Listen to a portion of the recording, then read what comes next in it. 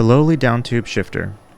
They used to be ubiquitous on almost every bike, but have now all but disappeared except on a few vintage bikes here and there. Are they a piece of obsolete bike nostalgia, or an inexpensive, underrated option for bikes today? In this video, I'll explore the pros and cons of these throwback shifters and discuss why I think they have a place on certain bikes, even in the 21st century. If you watch any of my riding or other gear videos, you'll often see this bike. It's my Surly Traveler's Trek, and it's the bike I do most of my touring and longer rides on. Here it is on a mountain road in Albania, and here it is on some rough terrain in Minnewaska State Park. Over the years, I've tried a few configurations of gear on this bike. I've used a few different wheel sets, switched the bars out a few times, and changed the stem probably like a dozen times. One thing I never altered though was the shifters. I bought these indexed 9-speed Dura Ace downtube shifters a decade prior and was patiently waiting for the right bike to put them on. This may seem a silly decision in a world where trigger shifters and bar end shifters also exist, but I think they're a good fit for their purpose on touring bikes in particular. So let's discuss their pros and cons. I'll start with the cons because there's primarily just one and it's super obvious. It's kind of a pain to take your hands off the bars and reach down to shift. If you're on a ride where the elevation changes a lot, this could be a real hassle and there's no real way to sugarcoat it. It's not ideal. I'll sometimes rest my thumb on the top tube and use my index finger to move the lever. It's kind of tricky to show while riding because I don't have enough hands, but I think you kind of get the idea. The other thing worth mentioning, and it's not really a con but more of an asterisk, is that your frame needs to have braze-ons for downtube shifters. This was standard a few decades ago, but it's not especially common anymore. Actually, to rewind even a bit further, before frames had the braze-on, it was pretty common to just use a clamp, since frame tubing was relatively standard. Some early frames had this tiny nub to help keep the clamp in place. There was even this alternative threaded hole that allowed a specific type of downtube shifter to be attached different from the others. Today, if your frame lacks the braze-on but uses one of the common round tubing sizes, you can add a braze-on adapter and convert to downtube shifters. I actually did that on an early version of my rock hopper build, which was very unusual for mountain bikes but worked out fine for how I intended to use it. The last issue that probably won't affect most people is that you can't really get frame bags onto your bike when you use downtube shifters since they'd be in the way. So what are the benefits of this admittedly inconvenient to use shifter? One thing I love about them is they use exactly one piece of cable housing for all the cables for both shifters.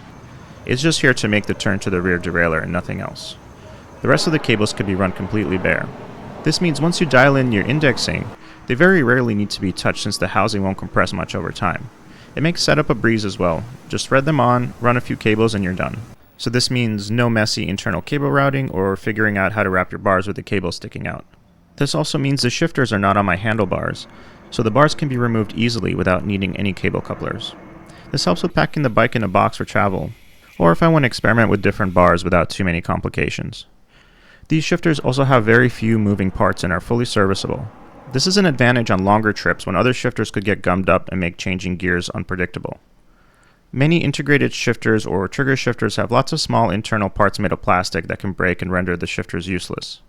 Durability is definitely not an issue for all bikes, and not for all use cases, but for a touring bike it could really ruin your trip to have to source something like an 11-speed drifter in a remote part of the world. Another pro is many downtube shifters can be switched between index and friction. The benefit of setting up a drivetrain with friction shifting is the shifter no longer cares how many gears you have in the back. You can swap an 11-speed cassette with an 8 or 9-speed cassette and keep the same shifters with practically no additional adjustments, except maybe some limit screw adjustments. If for whatever reason, your indexing is not working as expected, you could switch to friction and continue riding without having to do anything else other than flipping a tiny switch. The front shifter is always friction, so you can swap between double and triple cranksets easily and don't have to worry about mountain versus road bike cable pull issues. Lastly, these shifters are super light.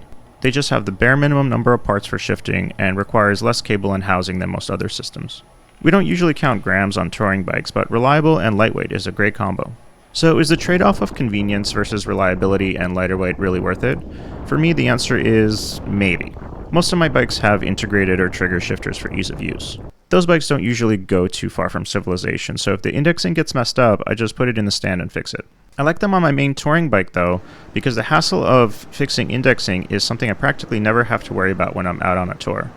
Correctly set up shifters don't require a lot of attention, so I don't consider it a must for this bike, but the rigors of a long trip can often throw things like indexing out of whack. Let me know your thoughts, and if you're not riding downtube shifters right now, would you consider them on your next bike?